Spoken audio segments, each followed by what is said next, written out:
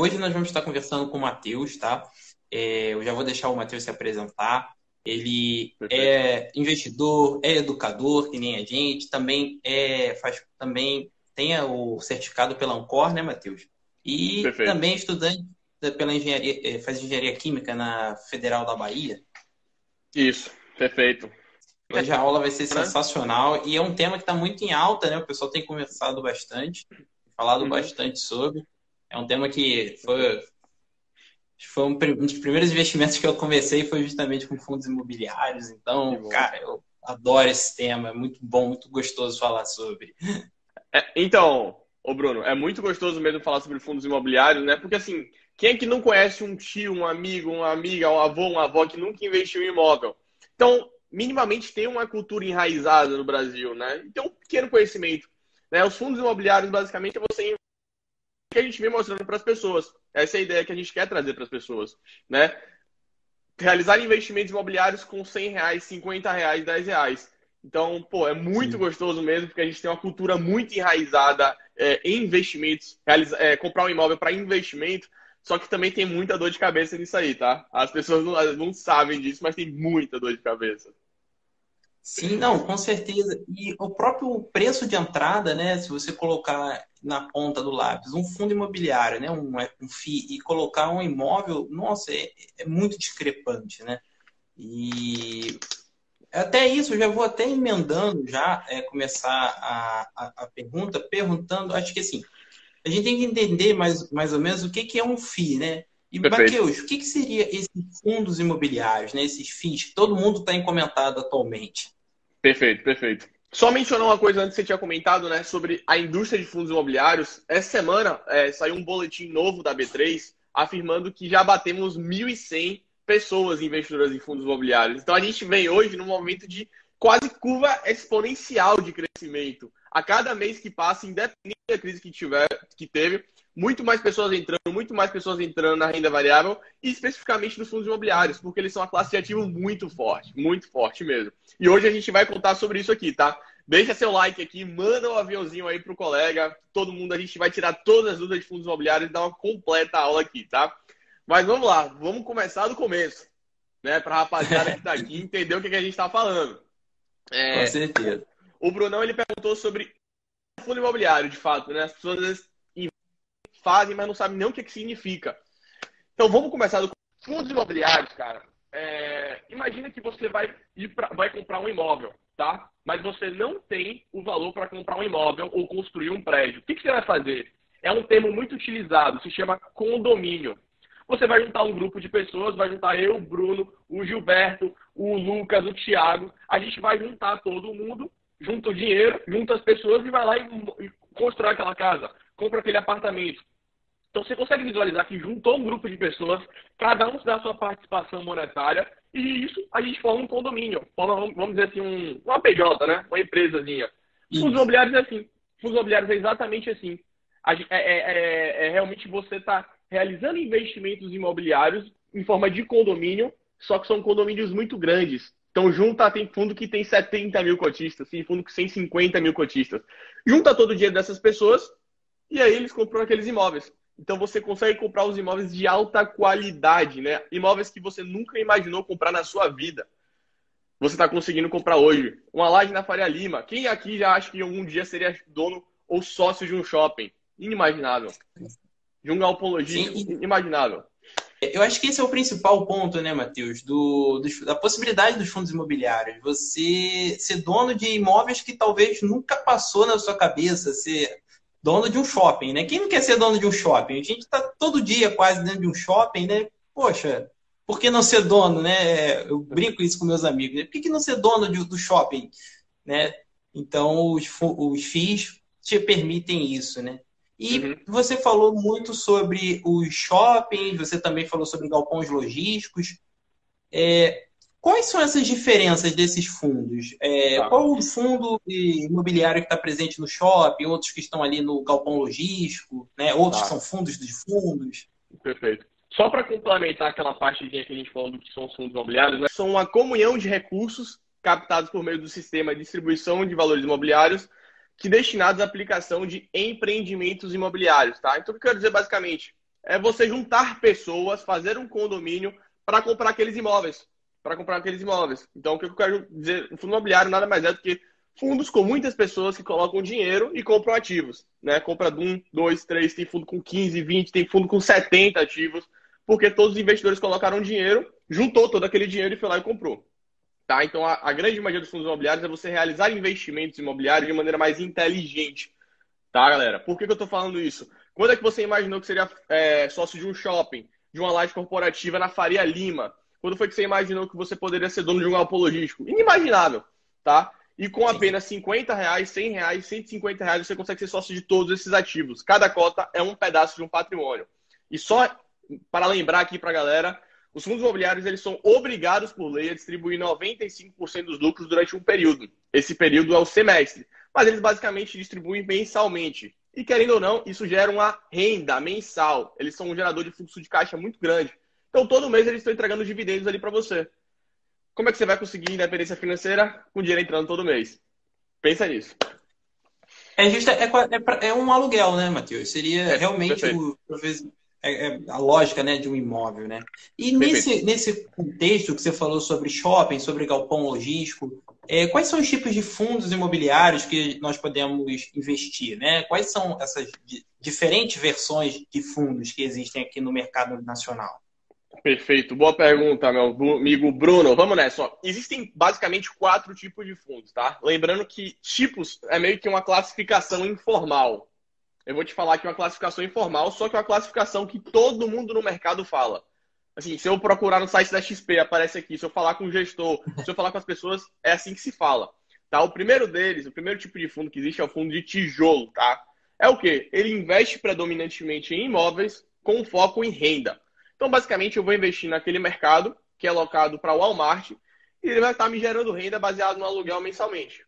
Esse é aquele fundo de tijolo, tá? Aquele fundo de tijolo raiz que a gente fala. E aí existe um fundo de papel. Os fundos de papel, eles investem em dívidas imobiliárias, tá? Imagina, você já deve ter entrado numa corretora. Lá existem as rendas fixas. Aí tem as rendas fixas, que são de emissão bancária, que é LCI, letra de crédito imobiliário, LCA, que é letra de crédito agronegócio, CDB, tem demais. Aí tem as de crédito privado, que é o CRI, CRA e Debenture. Então, os fundos imobiliários de papel, eles investem predominantemente em dívidas imobiliárias. Então, eles investem nos CRIs e nos LCIs. É basicamente isso. Muito mais nos CRIs, porque querendo ou não dar uma maior rentabilidade, né, ter uma melhor garantia, mas é mais ou menos esse modelo que funciona. O terceiro tipo de fundo é o FOF, tá? A gente fala muito FOF, que é o fundo de fundo. O que ele faz? Ele investe em cotas de outros fundos imobiliários, tá? Independente do seu segmento. Ele investe no segmento de shopping, no segmento de laje corporativa, no segmento de galpões logísticos, mercado, varejo, qualquer coisa que seja. FOF, fundo de fundo, investe em cotas de outros fundos imobiliários. Perfeito, galera? E o quarto tipo de fundo é o de desenvolvimento.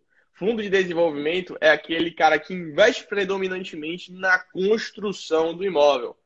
E aí, no final, ele vai lá e vende. Diferentemente do tijolo, que ele busca a renda, o desenvolvimento, ele vai lá e vende o imóvel. Perfeito? Essa é uma classificação informal. Importante lembrar. A classificação formal são os segmentos. Então, é o segmento de lajes corporativas, o segmento de galpões logísticos, o segmento de shoppings, o segmento de recebíveis imobiliários, que é de papel, basicamente, o segmento de hospital. Então, isso é uma classificação formal. O que eu acabei de falar do chips é uma classificação informal. O Gui falou, inclusive, que tem lá no OB Invest, lá uma publicação. Depois daquela live, corre lá, porque é bacana pra caramba isso aí. Então, Matheus, só assim, trazendo um linguajar menos técnico, né? Então você tem você tem diversos segmentos e tipos que você pode justamente investir desde da base, né, que seria o de desenvolvimento, até ele já construído, propriamente dito, que seria os de tijolos, e também como dívidas de outros ou participações em outros fundos, né? Então temos para todos os gostos, né, e opiniões, né? Imagina assim, Bruno, imagina assim, ó. O cara de desenvolvimento vai construir o imóvel. Aí ele vai construir, só que ele precisa de dinheiro para construir. Nem sempre ele tem. Ele vai lá, emite uma dívida, aí o cara de papel compra, beleza? E aí no final de tudo, o cara vai e vende pro fundo de tijolo, que aí ele faz a renda. Então, é um ciclozinho. E aí o FOF compra esse fundo de renda. É o ciclo. É não, sensacional. Como eu falo, fundo imobiliário é muito bom, cara. É sensacional. E nessa, eu acho que seria até legal, agora que o pessoal tem essa visão, se você for trazer, né, para o segmento mais de real estate, né, que seria aquela galera ali do investindo realmente no imóvel, você saberia nos dizer mais ou menos qual uma diferença que você vê, na sua opinião, entre você investir em um fundo imobiliário ou realmente investir no imóvel? Digamos, eu Perfeito. tenho um dinheiro para investir no comprar um apartamento, por exemplo, em qualquer lugar. Vamos pôr um apartamento médio. Por que eu deveria comprar esse apartamento médio, na sua visão, ou por que eu deveria comprar um fundo imobiliário? Assim, qual a diferença que você vê? Entendeu? Perfeito. Ó, só respondendo aqui o nosso querido amigo Gilberto Gil, né? O cara cantou aí. Ó, É, ele perguntou sobre o CRI e LCI. O CRI, ele é o Certificado de Recebível Imobiliário, tá? É uma dívida de crédito privado. Então, a empresa, ela emite e o fundo imobiliário pode ir lá comprar diretamente.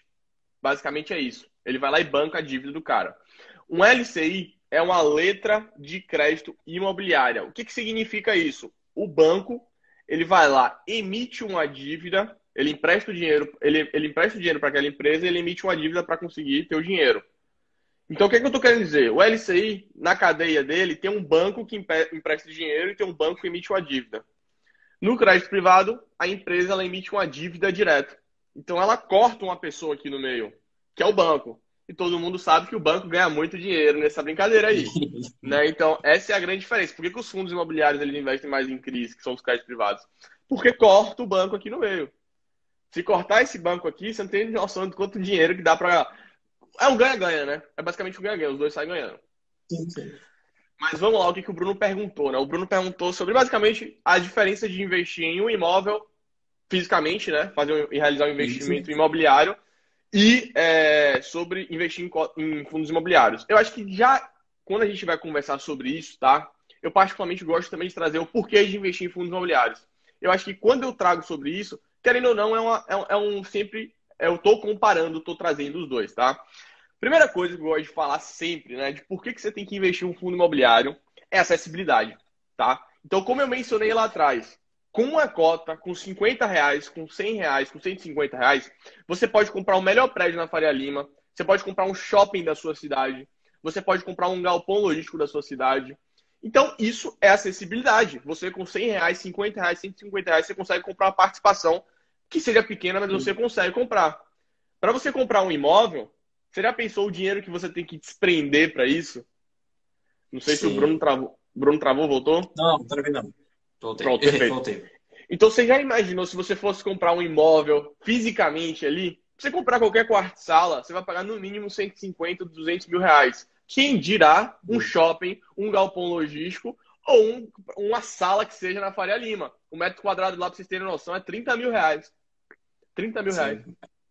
O preço de entrada é muito caro, né? A gente começar no imobiliário, né? Digamos, realmente no físico é muito caro. E principalmente para a gente, para nós que somos jovens, né? E principalmente o maior público da OAB Invest, né? Perfeito. Você, aos 20 anos, já ter o poder aquisitivo de comprar um imóvel é muito difícil, né? É alto. Já com É fundo alto. imobiliário já é diferente. Perfeito, perfeito. Aí o segundo ponto que eu gosto de trazer sempre, Brunão, é a diversificação, tá? Imagina que eu vou comprar uma cota de um fundo imobiliário, eu consigo não, em uma cota apenas comprar 5 ativos, 10 ativos, 15 ativos ou até 70 ativos. Isso é algo desproporcional, cara. Você está diversificado, né? Você tem um risco Sim, diluído para um imóvel ou um inquilino específico. Você vai comprar um imóvel, né? Você tem um risco específico para aquele imóvel. Você vai gastar 150, 200, R$ 300 mil para comprar um imóvelzinho meia boca e você vai alocar sim. para uma pessoa, para um inquilino. Se aquele cara sair, você tem um risco maior. Então, qual é a grande X da questão? Com R$ 100, você consegue comprar uma cota, diversificar em 15 ativos, 15 inquilinos diferentes, que seja. Com R$ 350 mil, você está exposto a um inquilino e um ativo. Então, isso é uma diversificação, isso é fenômeno. Você diversifica a sua fonte de renda e dilui riscos específicos a imóveis e inquilinos. Tá? Fenômeno, fenômeno, fenômeno. Terceira coisa que eu gosto de E mencionar o, muito, né? Pode falar. Não, só comentando, e uma coisa que poucas pessoas observam é o seguinte: digamos que você até tem o dinheiro de comprar para comprar o imóvel, mas você não tem a certeza que aquele imóvel vai ser alugado num curto tempo. E se dependendo, se você estiver no local onde você tem dentro de um condomínio, você vai pagar aquele condomínio. Você tem as taxas públicas que são incididas naquele imóvel. Então, são mais esses custos que vêm atrelados. Não é somente o aluguel que vai entrar na sua conta, né? Como como o pessoal IPTU, esquece às vezes de comentar. IPTU, aí água, tem. água, luz, condomínio, Sim, tudo isso aí. tudo isso. Mas continua, Matheus, que eu acabei te interrompendo. Não, tranquilo. A terceira coisa que eu gosto de mencionar muito, que eu acho muito importante, é a liquidez, tá, cara? A liquidez. Então, assim, para você conseguir vender um imóvel de 100 mil, 200 mil, 300 mil, ou um shopping de milhões de reais, você não imaginou como é que é a liquidez disso? É muito difícil, tá? Pra você ter noção, eu gosto de comentar muito aqui para as pessoas.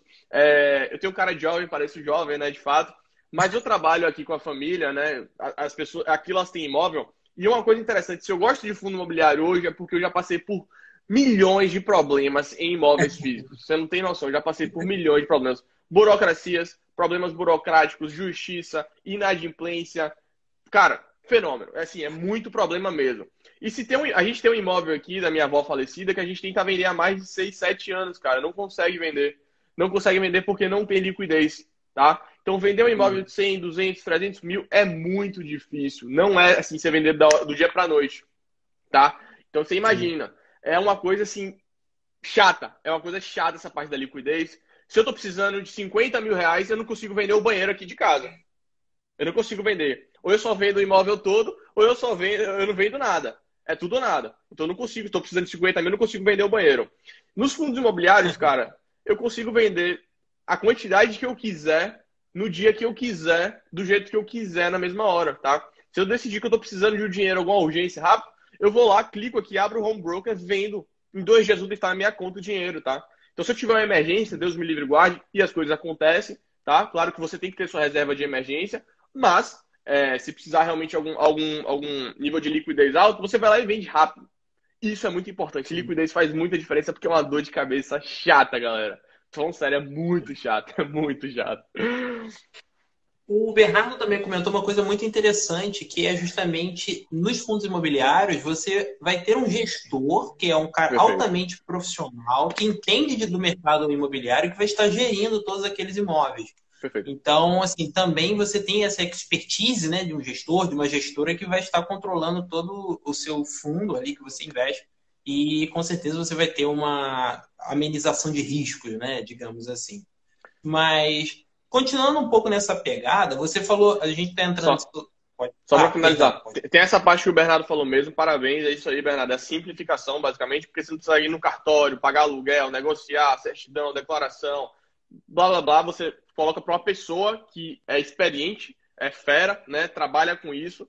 E aí ele vai estar gerindo isso para você, tá? Mas a última coisa também, que é importante falar, que é o quinto e último, nos fundos imobiliários, no imóvel físico, se você tiver um imóvel físico, tiver uma renda maior, você vai pagar imposto de renda sobre isso, tá? Acima de Sim. R$ 2.000 por aluguel, se você receber mais de R$ 2.000 por aluguel, você tem que pagar imposto de renda. Nos fundos imobiliários, não. Você pode receber R$ 1.000 de dividendo, 2.000, 5.000, 10.000, 500.000 e não paga, tá? Isenção de imposto de renda para pessoa física. Isso é fenômeno. Isso é fenômeno. Então, basicamente, é isso aí, tá? Acessibilidade, diversificação, liquidez, simplificação e isenção de imposto de renda, tá? Como, né? Show. Matheus, você estava falando, nós comentamos muito sobre isso, justamente sobre como essa gestão, como eles funcionam. E como é que funciona o pagamento desses rendimentos? Assim, como é que eu vou. No imóvel eu sei que eu recebo aluguel. Como é que eu recebo isso nos fundos imobiliários? Tá, como efetivamente você recebe, né? O que acontece? Isso. O fundo imobiliário, ele tem meio que um... Ele tem um mês, que é o mês caixa, né? A gente fala assim, mas eu quero trazer uma palavra mais fácil, assim. Cara, é basicamente muito parecido com o imóvel, tá? Eu não quero complicar pra galera aqui. Mas quando tem o fechamento do mês, né? Normalmente, o fechamento do mês, os fundos imobiliários falam, ó, a gente teve isso aqui de receita, teve isso aqui de despesa, sobrou isso aqui de resultado, né? Que é o lucro barra resultado. Disso, eles são obrigados a distribuir 95% dos lucros durante um período que é o semestre. Mas acaba que distribui quase que no mês seguinte. Então, eu vou dar um exemplo prático aqui para a galera, tipo assim, não se perder e ficar muito claro Beleza. para as pessoas. Então, vamos lá. Passou o mês de novembro todo, a gente está em novembro aqui agora. No dia 31, vai ter lá vai ter no dia 31 falando, ó, esse mês a gente teve isso aqui e a gente vai estar pagando depois, no dia 15, né, a gente vai estar pagando os centavos referentes ao resultado. Então, o lucro, na verdade, né, diante do resultado. Então, o que eu tô querendo dizer? O fundo, ele faz o fechamento do mês, baseado nos seus resultados, fecha ali tudo. Então, aqueles cotistas que estavam posicionados no dia 31, vão estar recebendo isso no meio do mês. Então, assim, é muito, muito similar a um imóvel normal. Só que ele vai receber na conta dele da corretora. Basicamente isso. Não tem muito mistério, não. E até muito importante essa data, né? Porque se Uhum. você comprar, por exemplo, no dia 1º, sem ser no dia 31, como você usou no É. seu exemplo, você já não recebe, correto? Fica pro mês seguinte. Pro Isso aí. fechamento Isso é seguinte. muito importante. Se você quiser comprar, é sempre bom você olhar esses prazos para você não perder, não acabar esperando esse tempo todo. Perfeito. Eu só estou usando aqui uma cola, tá, Matheus? Por isso que eu estou olhando aqui por baixo, para não esquecer das perguntas. Fica tranquilo. E nessa questão assim dos rendimentos, nós estávamos comentando, né, sobre como a gente consegue investir em fundos imobiliários, né? É a partir Perfeito. do quê? Eu tenho que mandar uma carta? Claro que não, né? A gente acessa como é que a gente compra esses fundos, né? A gente bate na Perfeito. porta da empresa. Muito boa pergunta, porque inclusive tem muitas pessoas que chegam pra gente com essa dúvida, achando que é algum bicho de sete cabeças, alguma coisa muito complexa, assim, algo desproporcional. Não, não é, tá? Comprar um fundo imobiliário é muito simples. Você só precisa abrir uma conta em uma corretora. Abrir uma conta em uma corretora é você pegar o seu computador aqui, clicar o nome da corretora, seja XP, Rico, Clia, Easy Invest, qualquer uma que seja. Você abre sua conta em um dia útil, você manda os documentos, eles vão avaliar lá. Se precisar de documento, na verdade. Mas assim, às vezes Aham. está aberto até na hora, abre a conta rapidinho, paga. Pronto, você abriu sua conta na corretora. O segundo passo é você abrir o home broker. O que é o home broker? É um meio de negociação, tá? É aquele lugar ali que as pessoas lançam suas ordens de compra ou venda. É simplesmente só um meio de negociação. O Neto tá até falando, ó, coisa mais fácil do mundo. E eu concordo Verdade. simplesmente. É super Muito simples. simples. A terceira coisa que você vai fazer, você vai colocar o ticker. O ticker é o quê? É o código daquele fundo imobiliário, tá? Então, vou dar um exemplo para vocês. Tem o XPMOL 11, que é o XPML 11. O 11, esse finalzinho 11, normalmente é para fundo imobiliário, tá? Fundo imobiliário. E o quarto passo, depois de botar o ticker, é mandar a sua ordem de compra. Aí você bota a quantidade e o preço. Mandar um abraço aí pro nosso amigo João Vitor, do Desbravando o Mercado, nosso parceiraço aí. Cara, a gente fina demais. Prazer. Mas só para elencar aqui rapidinho para a galera não se perder, o que é, galera? Abrir conta na corretora, algo super simples. Você abrir seu home broker, que é o meio de negociação. Você colocar o ticker, que é o código de negociação, basicamente, e mandar a sua ordem de compra ou venda com a quantidade e preço. Agora, antes disso, eu recomendo muitas pessoas estudarem, tá? Claro que é bacana É. você ver a corretora, entender tudo. Eu gosto muito de falar para a pessoa entender a dinâmica da corretora. Mas antes disso, vai estudar, vai buscar conhecimento para saber o que está fazendo e fazer da maneira certa. Beleza? Com certeza. E até seguindo essa dúvida, já que você comentou sobre esse cuidado que nós devemos ter de analisar, você que lida basicamente muito com fundos imobiliários, quais seriam os maiores erros que esses investidores iniciantes começam quando querem entrar, né? É isso aí, Boa. Guilherme. Quando tem 11, é um fundo imobiliário. É um fundo de. Aí quando tem esse 11zinho, esse código no final, representa que também é negociado no balcão, tá? Mas hoje, assim, todos são negociados no balcão. Só que o B naquela época atrás, ele representava isso. Hoje em dia se perdeu, né? Alguns fundos estão tirando isso, mas é só porque é para dizer, a gente também negocia no balcão, além do home broker, tá? Acho que teve mais alguma pergunta aqui do nosso amigo Otávio, tá? Ele falou, dividendos acima de 6% de dividend yield anual. É bom, tá? Só explicar para a galera antes o que é um dividend yield, né? O dividend yield é basicamente o que aquele fundo imobiliário está pagando, ou aquela ação também, pode ser dito para ação, mas o que ela está pagando de distribuição de dividendos. Distribuição de dividendos é distribuição de resultado, de lucro, tá? Baseado na sua cota. Então, o que aquele fundo imobiliário está tendo de resultado, está tendo de lucro, quanto ele está pagando para você, baseado na cotação de mercado. Então, o que é? É o quanto o fundo imobiliário está pagando por ano, dividido pela cotação de mercado. Esse é o dividend yield. 6% ao ano, eu acho que é um dividend yield bom. Eu acho que é um dividend yield moderado, né? Eu acho que é realmente algo muito interessante para quem está buscando, quem está começando na sua carteira de fundos imobiliários. Mas vamos voltar agora para a pergunta do Bruno, né? A rapaziada já tirou suas dúvidas aí. E vão mandando mais dúvidas que a gente vai estar aqui respondendo o máximo possível. Inclusive, dá like aqui, manda um aviãozinho para a rapaziada aqui que a gente vai estar respondendo todas as dúvidas, falando sobre tudo de fundos imobiliários. E vamos nessa. Bruno me perguntou, Matheus, quais são os maiores erros dos investidores em fundos imobiliários, basicamente, tá? E, cara, assim, pra gente que tá vendo aqui, pra gente que vive isso, né? Pra galera entender, eu trabalho no mercado financeiro, né? Mas o que eu vejo mais aqui de perguntas pra gente é muito mais, aparenta muito mais erro, não só no mercado financeiro, no trabalho mesmo, mas aqui, né? E se tem um erro que eu vejo muitas pessoas fazerem, acharem que o fundo imobiliário é reserva de emergência. Não. O fundo imobiliário ele não é reserva de emergência, tá, galera? A reserva de emergência ela é algo que vai te proteger contra imprevistos. É aquele lugar que você guarda o seu dinheiro prezando por segurança e também liquidez, tá? E nos fundos imobiliários, quando você investe em renda variável, você está exposto à volatilidade. Pode estar oscilando, a qualquer momento pode mudar as coisas, como aconteceu no coronavírus, né? Teve uma queda mais agressiva ali. Então, imagina se sua reserva de emergência estivesse em fundo imobiliário. Então, esse é um dos grandes erros que eu vi as pessoas fazendo, porque o fundo imobiliário estava só subindo no final do ano passado, no começo desse ano. Então, muito cuidado com isso, tá, galera? Muito cuidado com isso. Segundo erro que as pessoas cometem demais, né? Eu acho que até alguém falou aí que eu vi, passei o olho rápido, né?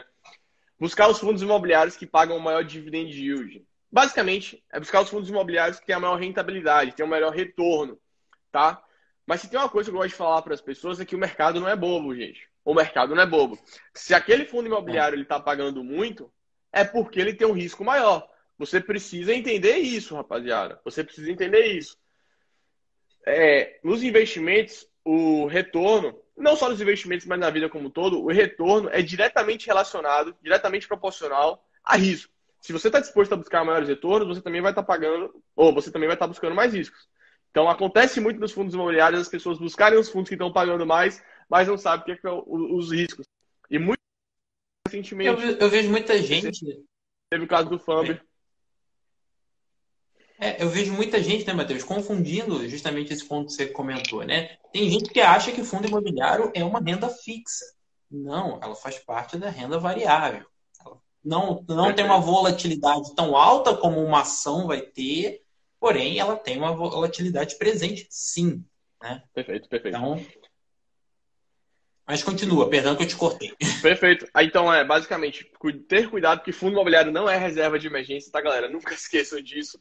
Buscar os melhores rendimentos, buscar as melhores rentabilidades, os melhores retornos, né? Porque por trás ali tem um risco, sim. Aí você está ciente desse risco. Se você está ciente, está curtindo ele, tipo assim, tá ciente mesmo, para você tá tudo ok, pode investir. Mas o que você precisa entender é entender o que tem por trás do fundo imobiliário, o que tem por trás da operação. E esse é o terceiro grande erro. As pessoas nem sabem o que aquele fundo imobiliário faz, o que ele investe, qual é o modelo de negócio dele, até o investimento dele, e investem. Então, galera, os 3 maiores erros são esses. Achar que um fundo imobiliário é reserva de emergência? Não. Buscar os maiores retornos, só que tem risco ali, você precisa entender o porquê disso. E também nem entender o que é uma operação. Então, o que eu vejo de pessoas que investem, um exemplo aí que o Gui falou, em fundo de papel, e não sabem nem o que é um CRI, que é um certificado de recebível imobiliário, que é um título de renda fixa, a gente vê todo dia isso aqui. Todo dia, cara. Então, imagina, você está investindo em um fundo que não sabe nem no que ele investe. Então, poxa, você precisa entender. Você precisa entender, não tem como. Tem que saber o que você está comprando, né? Que você realmente está tornando sócio, né? Perfeito. Acho até legal essa dúvida do Gil, que é justamente pedindo para você falar os principais riscos de um fundo imobiliário, né? E é interessante, já que a gente entrou nesse erro, né, dos principais erros dos iniciantes, eu acho que é uma boa. Pronto, perfeito. Ó, o primeiro risco que as pessoas têm que saber, tá? O primeiro risco é o risco de mercado. O que é o risco de mercado? Só para as pessoas entenderem. É o risco da cotação tá subindo e descendo, subindo e descendo, subindo e descendo. Então tem esse risco. O que aconteceu agora no coronavírus, caiu muito os fundos imobiliários, né? Então é um risco de mercado. Mas muitos deles continuaram pagando normal, dividendo normal, os aluguéis foram recebendo normal. Então, risco de mercado é volatilidade, só para deixar bem claro para as pessoas. E aí, nos fundos imobiliários de dívidas, né, que são os que investem em crise, que são os fundos de papel, tem um risco de crédito. O que é o risco de crédito? É da empresa ela não honrar com seus compromissos, ela não honrar com seus pagamentos. Perfeito? Essa é a ideia do risco de mercado de todos os fundos. O risco de papel é basicamente dívidas imobiliárias. E aí tem os riscos de imóvel. Aí é risco de real estate mesmo, de imóvel. Que é o risco de quê? É o risco do imóvel não performar bem, é o risco do inquilino sair, é o risco de ter vacância, é o risco daquela construção, né? Porque você vai construir um imóvel e o imóvel ser embargado.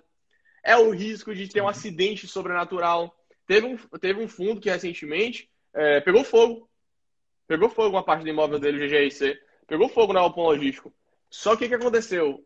O fundo imobiliário ele tem uma estrutura muito boa, ele é um puta veículo de investimentos. E aí o fundo imobiliário tinha o seguro do imóvel. Não precisou pagar nada. Não precisou pagar nada. Isso é o veículo de fundos imobiliários. Né? Teve recentemente um caso aí de uma empresa que entrou em recuperação judicial das lojas líder. As lojas líder entrou em recuperação judicial, o fundo tinha 2 imóveis deles. Aí ia ficar vendo navio, não ia receber nada? Negativo. Eles tinham lá uma garantia, que era a carta fiança. Em 2 meses, pegaram a carta fiança e foram lá no Bradesco. Pegaram todo o dinheiro do contrato. Não tem conversa.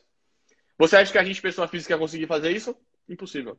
Não, Impossível. difícil, muito difícil. E é aquele ponto que nós conversamos lá na frente, que é você ter um gestor, uma gestora que está que entende do mercado e está te orientando, está organizando todo o fundo, né? Para que ele Perfeito. sempre não tenha nenhum problema, né? Aí tua equipe de advogados, assim, se precisar contrata os advogados certos, as pessoas certas, né? Que entendem. Então, recentemente, agora tem um fundo imobiliário que está passando por um processo junto ao Banco Santander. E eles estão ganhando todas as liminares, eles estão ganhando tudo. Você acha que a gente, pessoa física, ia conseguir ganhar do Santander? Claro que não, né, galera? Claro que não. É impossível, né? É a força de um fundo imobiliário, a força de um veículo de investimentos como esse, ele é muito grande, ele traz uma proteção muito legal que o investidor pessoa física não tem. Então, o que eu estava falando para a galera se atualizar. Se hoje eu gosto de fundos imobiliários é porque eu conheço todas as dores de ter um imóvel. A gente já teve aqui um processo de ter despejo de uma pessoa que estava sendo inadimplente. Demorou 5 anos, 6 anos. Os caras aí do Banco Santander estão sofrendo na justiça aí pro fundo imobiliário, pro RVBA. O RVBA botou os caras para correr lá no... E vão pagar ainda todos os honorários do advogado. Quem consegue isso é fundo imobiliário, a gente não consegue. Sim, é verdade. É muito difícil. E, Matheus, agora acho que, né, elevando um pouquinho mais da nossa conversa, eu estava conversando com um amigo meu antes e a gente estava conversando sobre um pouco dos conceitos de uma incorporadora, né, como algumas empresas que, hoje em dia, além de construírem, desenvolverem o projeto, elas também administram alguns shoppings, alguns aeroportos. Acho que...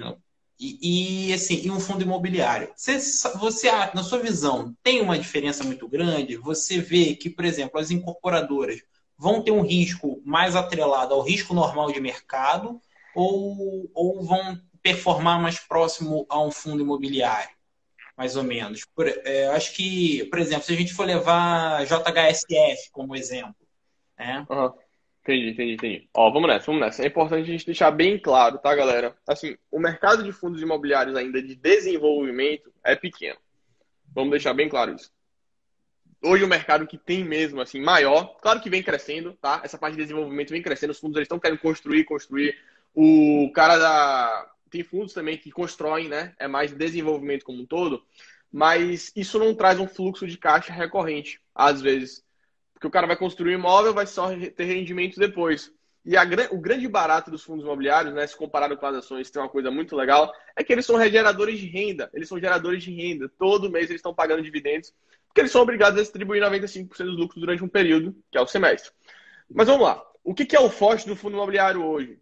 É você comprar um ativo e fazer a renda sobre ele. Tá? Então, assim...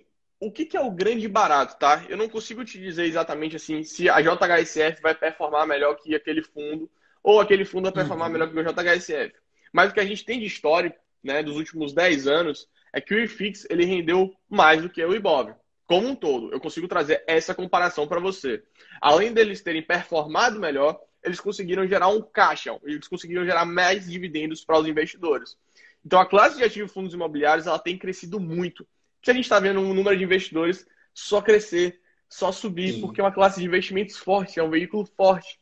Então, assim, entender o modelo de negócio da JHSF é uma coisa, assim, não é complexo, mas é uma coisa, é uma empresa que tem muito mais do que só fazer incorporação. Sim. Os caras mexem com hotel, os caras mexem com fazenda, tem fazenda lá também, os caras mexem com empreendimentos, os caras mexem com aeroportos. Aí você começa a ver, pô, eles têm muitas coisas, muitos imóveis diferentes lá. E o que os fundos imobiliários têm diferente? Eles são segmentados. Então, o que a gente vê? A gente vê um fundo imobiliário que ele é especialista, ele tem pessoas que trabalham que são especialistas em galpões logísticos. Pronto. A gente vê pessoas que são especialistas em shoppings. A gente vê pessoas que são especialistas em quê? Em mercados, varejo. Então, esse é o grande barato. Esse é o grande barato. E tem outra coisa importante que o Bernardo comentou aqui, né? Os fundos imobiliários, eles não podem contrair dívidas. Importante deixar bem claro isso.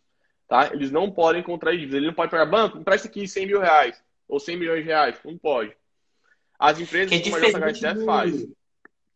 Perdão, te cortei de novo. Não, foi isso mesmo. Aí você falou um pouco diferente, né, dos fundos americanos, né? Que os fundos americanos eles podem se alavancar, né? Diferente dos brasileiros.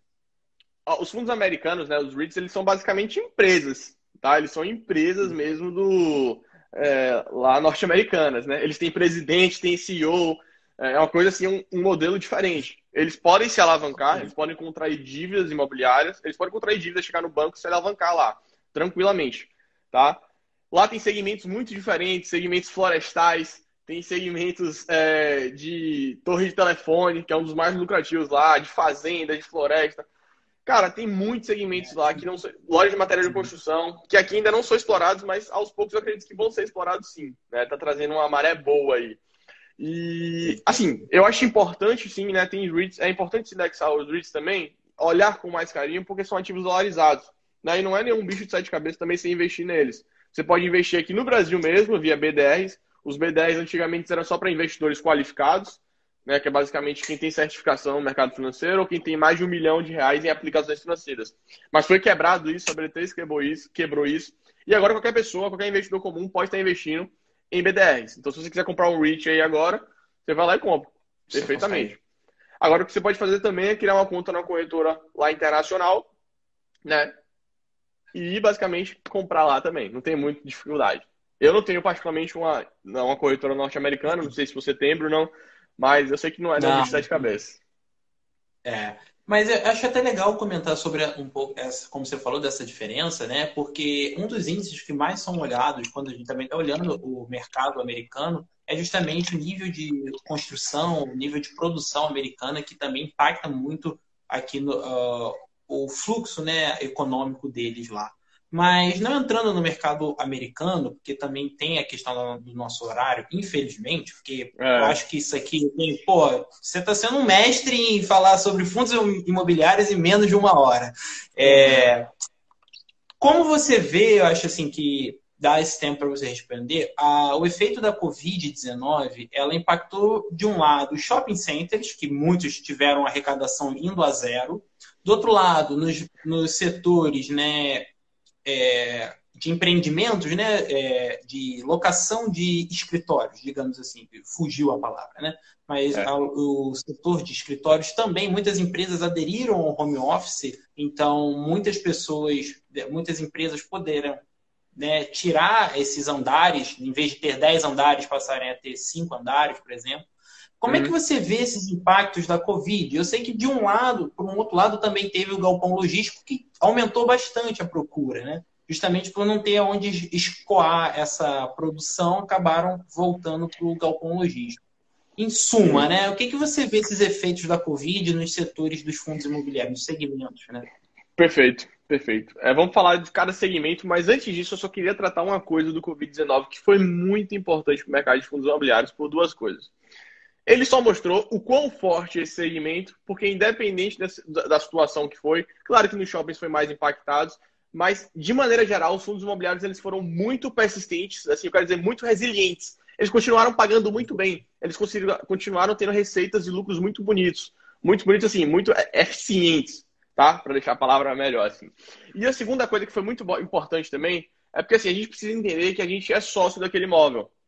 Então, a gente precisa ter transparência e entender o que está acontecendo. E os fundos imobiliários cresceram muito esse nível de governança, vamos falar assim, né?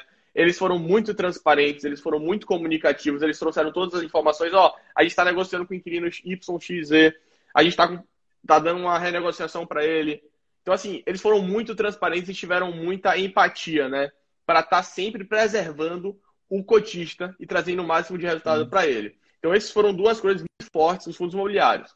E aí, falando agora um pouquinho de cada segmento, né?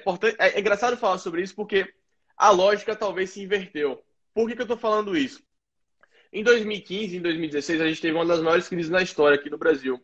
E um dos únicos segmentos que estava aqui firme e forte foi o de shopping. Foi o de shopping. Então, meio que aquele ativo, aquele segmento que era super resiliente, super forte no meio da crise, que todo mundo sofreu, se manteve forte.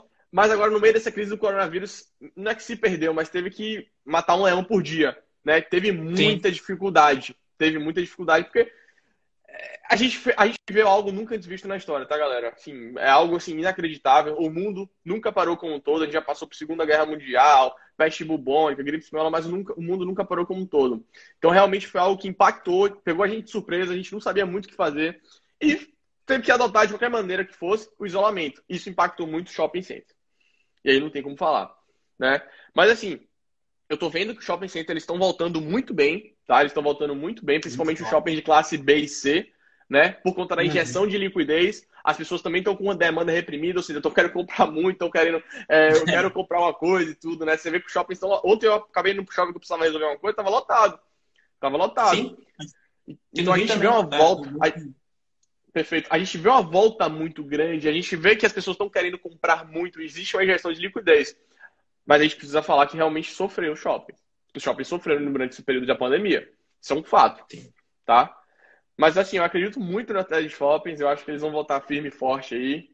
Eu acho que para mim o shopping é fenômeno, tá? Eu gosto do segmento, mas tem que como a Júlia falou aqui, ó, difícil estar de achar vaga no shopping hoje, pra você ter noção. Pra você ter noção. Com certeza. E aí, esse ponto que você falou é fundamental, né? A população teve uma reserva, nunca reservas de poupança, né? Estamos falando agora um pouco mais da economia, né? Nunca tiver, assim, estão muito altas. Não vinha tendo esse fenômeno há um tempo, né? As pessoas realmente guardaram dinheiro, quem não teve a perda de renda, é claro, né? E também gestão de liquidez muito grande do governo, né? Isso é importante mencionar. Isso é importante mencionar. Então, assim, eu estou fazendo a reforma aqui em casa para chegar um produto aqui, demorou 2 meses, 3 meses. As pessoas estão comprando muito, as pessoas estão comprando muito e tá faltando matéria-prima. Tá faltando matéria-prima, insumo, né? Falando agora do segmento de quê? Vamos nessa, Bruno. O segmento de lajes corporativas, de prédios comerciais, né? Foi vinculado aí que iam morrer, todo mundo adotou home office, acabaram as lajes corporativas e assim, na minha opinião, não é bem assim, tá? A gente vive lá um momento de que as empresas estão voltando e as empresas estão se vendo na necessidade de realmente voltar. Porque é assim que funciona, tá? É um movimento natural. Eu acho que o coronavírus, o home office não é nem de todo o céu, mas também não é de todo o inferno. O que eu quero dizer com isso? Não é ter radicalismo. Ou trabalho em casa, ou trabalho em casa, ou vai para o trabalho. Não. A gente tem que trazer um equilíbrio. A gente tem que trazer, tipo assim, o home office ele veio para ajudar a gente. É a gente decidir 2 vezes na semana e falar, pô, meu chefe, eu quero trabalhar em casa, cara. Para mim é melhor, não quero pegar esse trânsito. Então, as empresas elas serem mais eficientes, estarem crescendo e não necessariamente precisar de tanto mais espaço. Então, o que eu estou falando para as pessoas? Os bons ativos continuam tendo demanda, rapaziada. Não tem como. Os bons ativos continuam tendo demanda. A gente está vendo recentemente aí os fundos de lajes corporativas subindo o preço por metro quadrado. Está tendo revisional, está faltando espaço para alugar os prédios bons. Os prédios lá na Faria Lima, os prédios de boa localização, bom padrão construtivo, boas vias de acesso. Não está tendo espaço para alugar. Não tá sem vacância. Então, essa conversa de home office acabaram com lajes corporativas, não acabaram. Bons ativos continuam tendo demanda. Nunca se esqueçam disso. E, em contrapartida, a gente viu um segmento que cresceu, voou, assim, realmente nadou de braçada, que foi o segmento de logística. Né? O que está acontecendo com o segmento de logística? A gente lê os relatórios, a gente lê documento, fala com gestores, o que está acontecendo? Está faltando imóvel para alugar em São Paulo. a imóvel bom, não Sim. tem mais. Acabaram todos os imóveis bons em São Paulo. Está faltando oferta para uma demanda que está correndo atrás de muitos imóveis. A gente vê recentemente aí que o Mercado Livre abriu mais 5 centros de distribuição. A Amazon abriu mais 3. Agora aqui em Salvador vai abrir vai abrir o quê? Vai acabar de ser construído um super complexo logístico só para o Mercado Livre. Então a gente está vendo a demanda está muito grande, tá? E a oferta está muito pequena. Então o que eles estão Sim. fazendo? Eles estão fugindo da região de São Paulo porque não tem mais imóvel para comprar, não tem mais imóvel para alugar. Estão indo para outras casas, desculpa, outras searas, outras regiões. Então eles estão comprando muito em Extrema Minas Gerais, que é uma região ali em Minas Gerais mesmo, que tem duas coisas, que é o benefício fiscal. Então muitas empresas estão indo para lá por conta do benefício fiscal. E além disso, também tem uma posição estratégica, que é uma capilaridade de tanto para a região de Minas Gerais quanto para São Paulo, fica perto do aeroporto de Guarulhos. Então, esse escoamento. Então, o que está acontecendo, basicamente? Dois movimentos. Os fundos de logística, eles estão saindo da região de São Paulo para comprar imóveis em outros lugares, porque não tem mais São Paulo, ou estão construindo. Então, faz um desenvolvimento. O ciclo de desenvolvimento de um galpão logístico é rápido. Sobe umas paredes assim, acabou. Não precisa ter uma coisa É. assim super, super difícil. E o setor de construção foi um dos setores mais aquecidos. Aqui no Rio, no interior aqui do Rio, chegou a faltar, por incrível que pareça, cimento, tijolo para poder. E galpões, como você falou, no interior estão abrindo galpões em cima de galpões, justamente para tentar suprir essa demanda tão grande que está surgindo, né? Cara, análise assim, brilhante que você fez, Matheus. Muito obrigado mesmo. Foi E assim, só para sensacional. aumentar, só para fechar uma parte também, os fundos de papel, eles cresceram muito. Por que os fundos de papel cresceram muito? Eles investem em dívidas imobiliárias. Eles assistem às empresas, eles dão dinheiro para as empresas, eles são meio que os bancos das empresas. Nesse momento do coronavírus agora, o que a gente viu? Os bancos fechados, mão fechada, eles não estavam emprestando dinheiro, estavam com uma dificuldade muito grande de emprestar dinheiro. Quem foi que escolheu esse financeiro? Fundo de papel. Veja que é fenômeno. Fundos imobiliários é sensacional, eu adoro. Matheus, por conta da hora, para a gente não cair aqui, como acontece, deixa aí, eu vou deixar esse espaço agora para você dar sua mensagem final Não, sobre falar também sobre o Tio Fiz, que é sensacional. Cara, olha, é sensacional o site deles. Vejam, leiam, vocês vão aprender e muito. E, Obrigado. e também, assim, se você puder falar também sobre sua visão sobre a importância aqui de começar a investir desde cedo, né? Desde novo, né? Perfeito, perfeito. Então, galera, muito obrigado pelo espaço aí, Brunão, a todo mundo que está aí presente também. Eu só tenho a agradecer. A gente aqui numa sexta-feira, às 7 horas da noite, às 8 horas da noite, só tenho que agradecer de coração a todo mundo que estava aqui presente. O que a gente faz aqui, basicamente, é entregar conteúdo o máximo possível. A gente quer, o Bruno, a galera lá da Open Invest, a gente quer entregar educação financeira para as pessoas. Esse é o nosso objetivo, é a nossa missão. É levantar a bandeira da educação financeira. A gente quer fazer um Brasil melhor, a gente quer ensinar as pessoas a investirem melhor. O nosso papel é educativo. E é isso que a gente tem como propósito de vida, tá? Eu só tenho a agradecer de coração por esse convite, que foi muito legal, fazer um bate-papo aqui super enriquecedor. Passou muito rápido essa hora, falar a verdade, né? Passou voando. Muito obrigado a todo Demais. mundo que estava presente aí. E eu só tenho a agradecer. Todo mundo que tiver dúvida, pergunta para o Brunão, pergunta para mim. E vamos nessa, vamos nessa. Fico muito feliz de coração. Aproveita, dá um ok aí, Brunão. Galera que tá aí, rapaziada, tira print aí e vamos nessa aí. Com certeza. Pessoal, muito obrigado. Vamos tirar o print, Thiago? Tira o print para mim, por favor. Tira o print e dá pra galera aí. Valeu, tirou. Muito obrigado mesmo, Matheus. Eu convido todos que estão nessa live a conhecer o site do Tio Fiz. É sensacional. Se você quer investir, ainda sobrou alguma dúvida, manda também para eles. Podem perguntar para a gente, que a gente está aqui para ajudar vocês e com certeza mudar a realidade desse nosso país, gente. Muito obrigado, Matheus, pela sua companhia. E te convido mais vezes para estar aqui. Esse canal sempre vai estar aberto à vontade. Então, seja muito bem-vindo e espero que a gente ainda possa se encontrar várias e várias vezes. Sem Pessoal, dúvida. quem não curte ainda nem o Oba Invest, nem o canal da Tio Fiz, o que vocês estão fazendo, pessoal? Sai dessa live agora e vai curtir a gente, vai seguir a gente, que vocês vão aprender muito sobre investimento. Tá bom, pessoal? Muito obrigado, uma boa noite a todos e também um bom final de semana, tá? Valeu, Tchau, até gente. a próxima, hein?